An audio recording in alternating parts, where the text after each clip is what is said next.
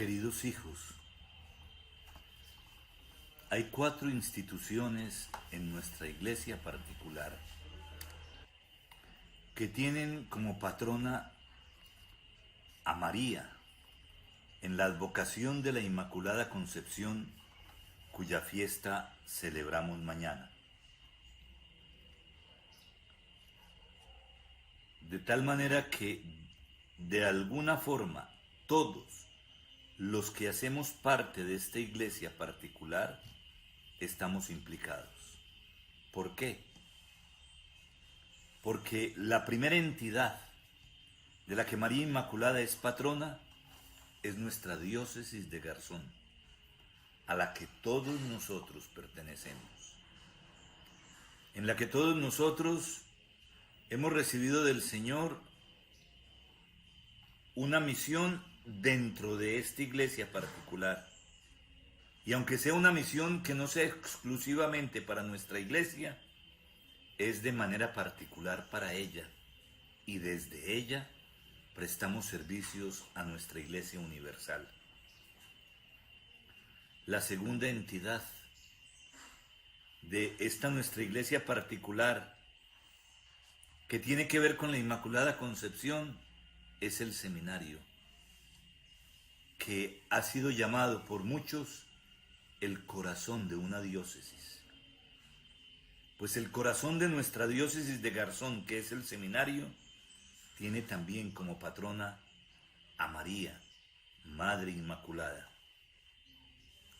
Pero además de esto, hay 2 comunidades parroquiales que bajo el título de María Inmaculada piden la protección al cielo para que del Señor reciban bendiciones, reciban el Espíritu, reciban la fuerza que viene de lo alto para poder hacer la voluntad de Dios y llevar adelante los procesos de evangelización. Las 4 instituciones, es decir, la diócesis, el seminario, la Jagua y Santa Leticia, están en función de la evangelización. Ninguno de nosotros se puede sentir evangelizado de una vez para siempre. No se puede sentir ya evangelizado el obispo, tampoco se pueden sentir evangelizados los presbíteros o sacerdotes, y tampoco se pueden sentir evangelizados los laicos. Probablemente algunos pueden ir un poco más adelante que otros en el proceso de conversión, pero ni siquiera nosotros sabemos dónde vamos en nuestro proceso de conversión. Solo el Señor lo sabe. Por eso San Pablo en la carta a los Filipenses les dice: yo corro y yo espero y yo me afano por llegar a la meta, pero yo no sé si la alcanzaré. Y eso mismo nos tendríamos que decir todos nosotros. Estamos corriendo por llegar a una meta, pero es cierto que es un don de Dios el alcanzar esa meta, pero es cierto también que ese don de Dios ha de ser correspondido. Y nosotros tenemos frente a esto una responsabilidad que es la que también nos atañe a todos nosotros. En este tiempo de pandemia, a todas estas instituciones que celebran hoy, 8 de diciembre, a su patrona, quiero dirigirles de manera particular este mensaje. Primero que todo, a la diócesis entera. A la diócesis que es nuestra madre en la fe. Una diócesis que ha sido creada oficialmente por el Papa en el año 1900, el Papa León XIII,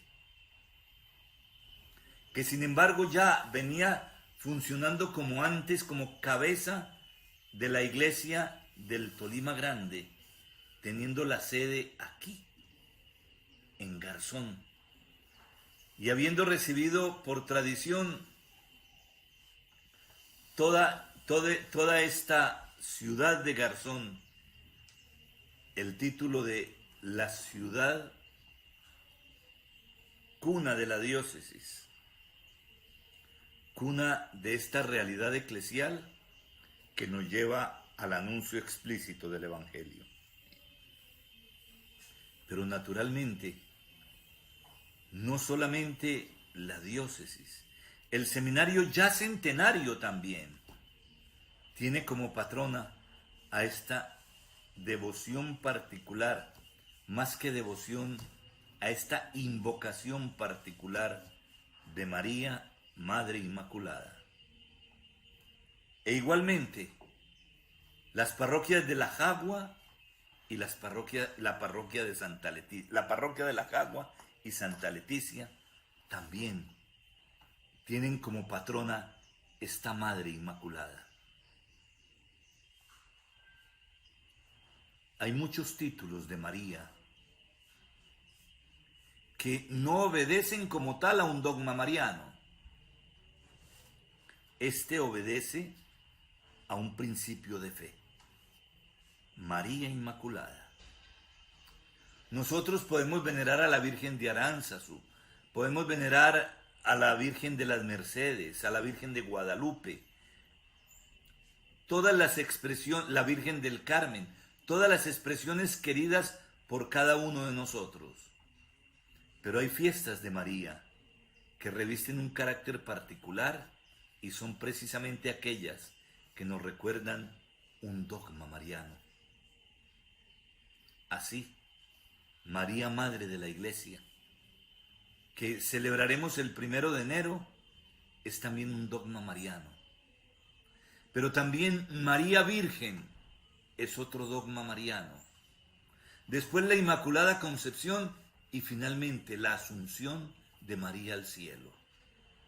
Estas 4 fiestas de María en la vida de la Iglesia tienen un especial relieve, porque no son simplemente el resultado de una experiencia particular de María, sino que hacen parte de la fe oficial de la Iglesia desde los primeros siglos.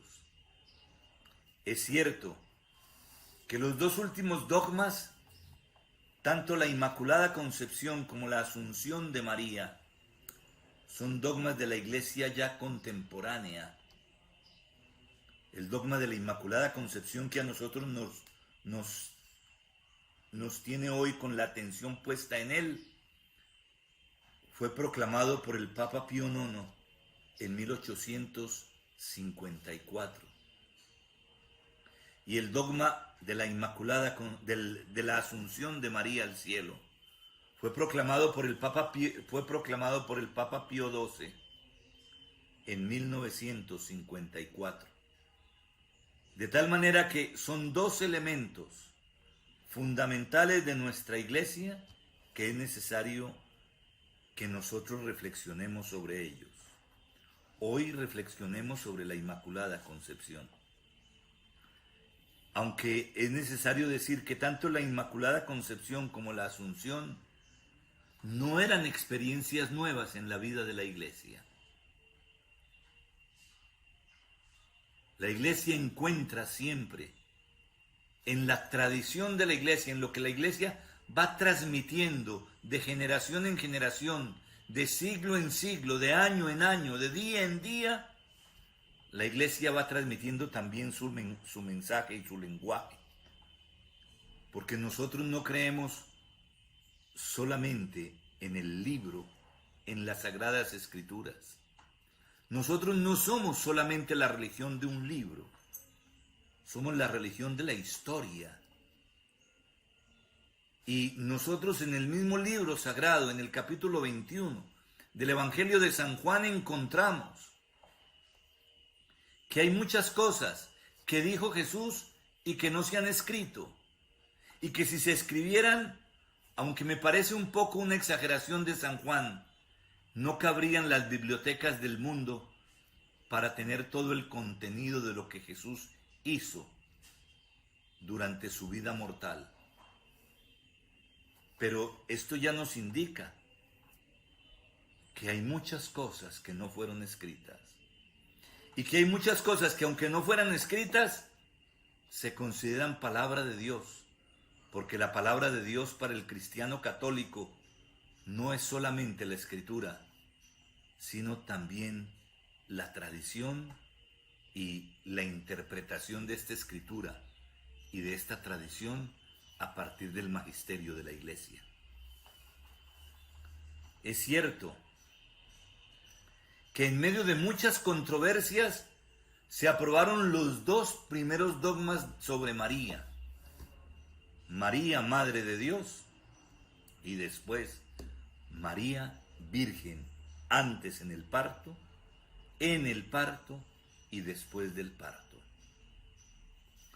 Con controversia la iglesia antigua aprobó estas dos realidades, y la iglesia contemporánea, basándose en la tradición, entonces nos ha aprobado los dogmas de la Inmaculada Concepción y de la Asunción, y nos los ha dado para que nosotros los creamos.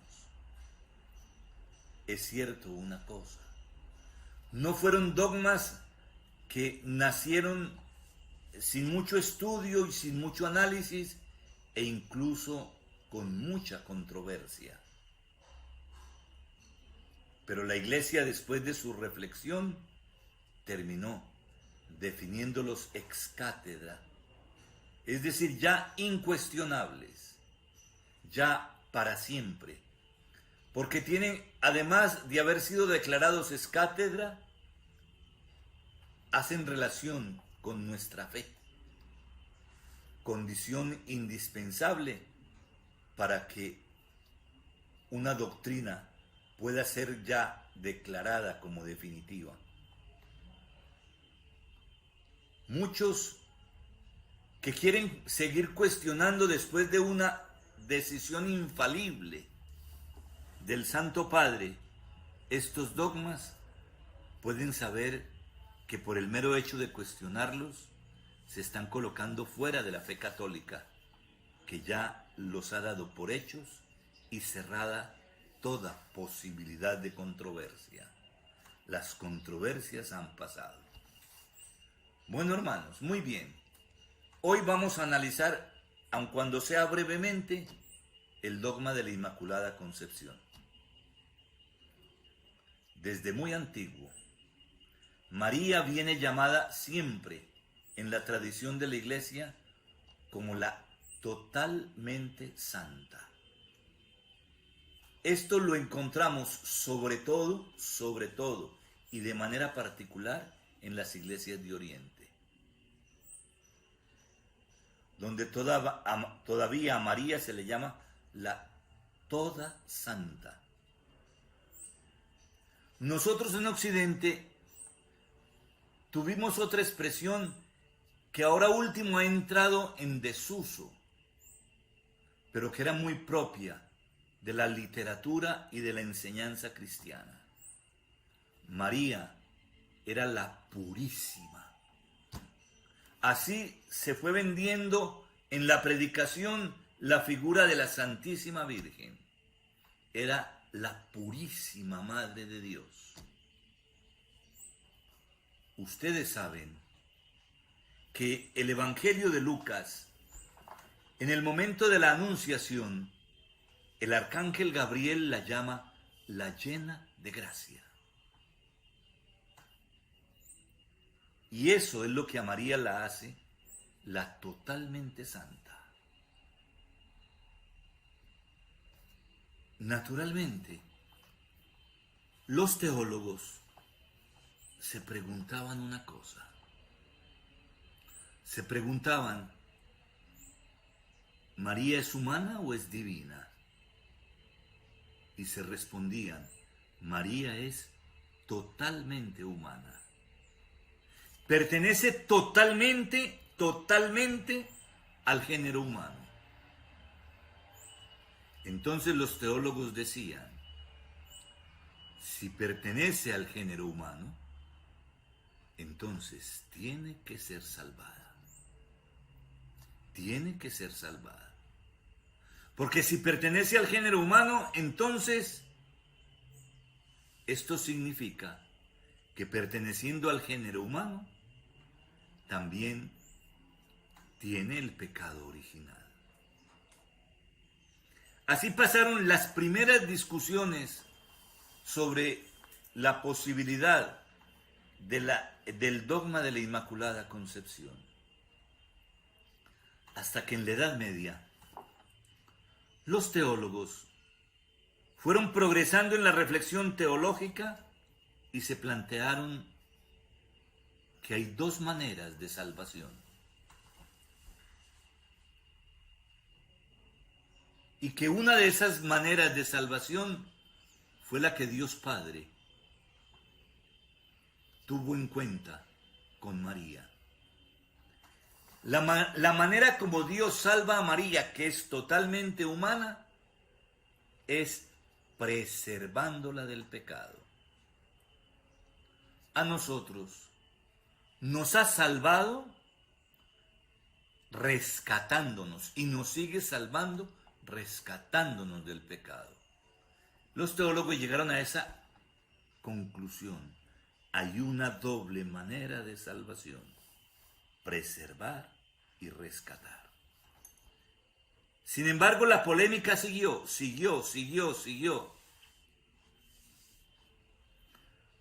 Surge especialmente esta polémica entre dos órdenes religiosas, la orden franciscana y la orden dominicana.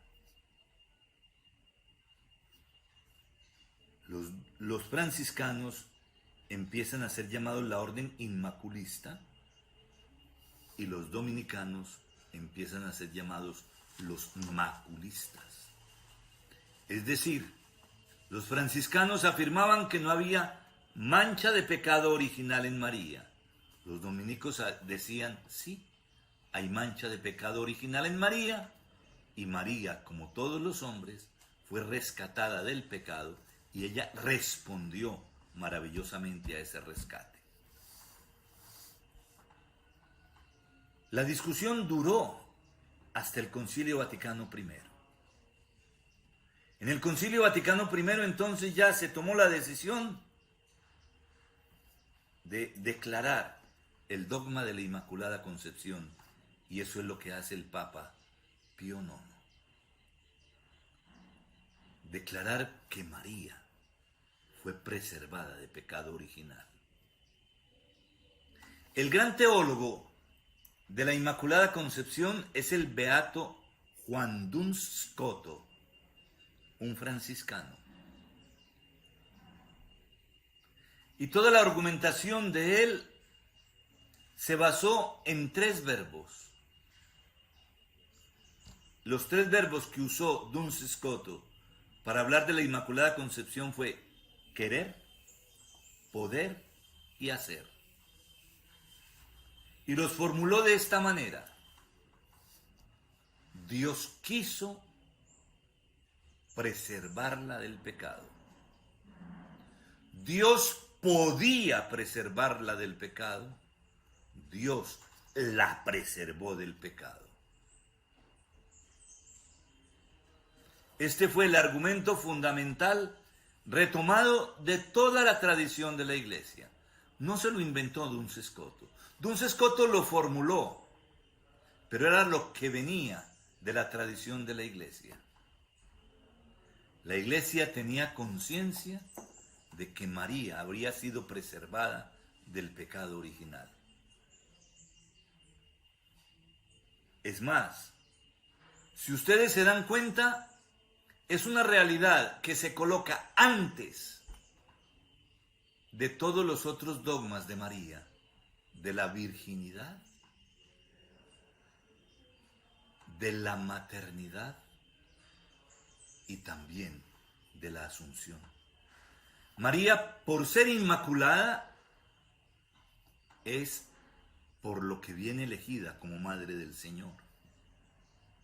María, por ser inmaculada, Dios respeta su gran deseo de virginidad y permanece virgen antes del parto, en el parto y después del parto. A nosotros nos parece imposible, sobre todo en este mundo donde todo se mueve a partir del sexo, nos parece imposible hoy que María hubiese sido virgen, hubiera permanecido virgen y en el parto hubiera conservado su virginidad. ¿Por qué? Porque nos cuesta aceptar la obra de Dios. Porque nos cuesta aceptar, por ejemplo, que solo el que está centrado en Dios tiene como dominar su instinto sexual. El que pone a Dios en el centro tiene la fuerza para vencer el pecado. Naturalmente, cuando nosotros no tenemos la fuerza para vencer el pecado porque no tenemos la experiencia de Dios, entonces se nos hace imposible que Dios hubiera podido hacer la obra como lo ha hecho en María. Pero es que la imposibilidad nuestra y la debilidad nuestra no se puede convertir en el punto de partida para hacer un juicio contra las enseñanzas de la fe, contra los dogmas de la fe y la enseñanza de la Iglesia. Nuestra debilidad no puede ser el patrón para juzgar la acción de Dios. Porque nuestra debilidad lo que pone de manifiesto es que nosotros no dejamos actuar a Dios. Y como no dejamos actuar a Dios, el demonio nos embiste y nos lleva donde Él nos quiere llevar. No es el caso de María. Por eso María en el fondo se nos propone a nosotros también como modelo. Queremos vencer el mal. Pues como ella, apoyémonos en Dios. Queremos conservar nuestra castidad. Como ella, apoyémonos en Dios. Que no somos capaces, significa que no nos estamos apoyando en Dios. Que nos parece imposible y que por eso nos parece imposible que también esto se haya llevado a cabo en María. No nos olvidemos, lo que no es posible para los hombres es posible para Dios. Este es un tema muy querido y muy profundizado en los evangelios. Tanto Lucas como Mateo nos dice que lo que no es posible para los hombres es posible para Dios. El Dios de los cristianos es el Dios de los imposibles. A partir de la debilidad del hombre, no podemos juzgar la revelación cristiana. Y no podemos nosotros simplemente ceder y ceder y ceder diciendo, no, comprendemos y comprendemos porque es que somos débiles. Sí, es verdad nuestra debilidad. Pero no es la verdad completa. La verdad completa no es simplemente que yo soy débil. La verdad completa es que en mi cuerpo de debilidad está el elemento fundamental donde Dios se quiere seguir haciendo hombre. Donde Dios nos quiere dar el Espíritu. Entonces ya, si yo recibo el Espíritu de Dios, mi debilidad no se puede convertir en la excusa para no convertirme y para querer enseñar cosas que proceden de la fe y no de la racionalización del acontecimiento salvador. Nosotros le podemos poner mucha razón al don de María, a los dones de María, a los dogmas de María. Les podemos poner mucha razón, pero a ellos llegaremos por la fe. Y por la fe será mucho más fácil llegar si nosotros terminamos siendo conscientes y muy conscientes de lo que Dios puede hacer en nuestra vida. Y después de experimentar lo que Dios puede hacer en nuestra vida, les aseguro que nos quedará mucho más fácil poder asumir los dogmas marianos que a veces tantas dificultades nos provocan, tantas dificultades nos producen, e incluso estamos hasta nosotros mismos, que nos creemos parte de la iglesia, dispuestos a cuestionar. Queridos hijos de toda la diócesis, queridos padres formadores y seminaristas del seminario, padres de familia de todos los seminaristas, es la fiesta de todos ustedes. Queridos hijos de la Jagua y de Santa Leticia, a ustedes de manera particular les dirijo este mensaje. Yo he querido estar siempre con la comunidad de Santa Leticia para estas fechas, por ser la comunidad más lejana de la iglesia, de la diócesis, del centro de la diócesis. Yo siempre, hasta hoy, durante todos los años que llevo en ella, había participado en esta fiesta con ustedes. Hoy no me es posible por la pandemia. Hoy no es posible por esta realidad que estamos viviendo, pero les aseguro que mi corazón y mi mente están puestas entre ustedes en esta noche y en el día de mañana. Que el Señor nos bendiga a todos. Que el Señor bendiga a cada uno de los feligreses de la Jagua y de Santa Leticia, pero bendiga a todos mis seminaristas y mis hermanos formadores, y bendiga a todos y cada uno de los miembros de esta iglesia, empezando por cada uno de mis presbíteros, por cada uno de los diáconos y por cada uno de los religiosos, religiosas y feligreses que aquí trabajan.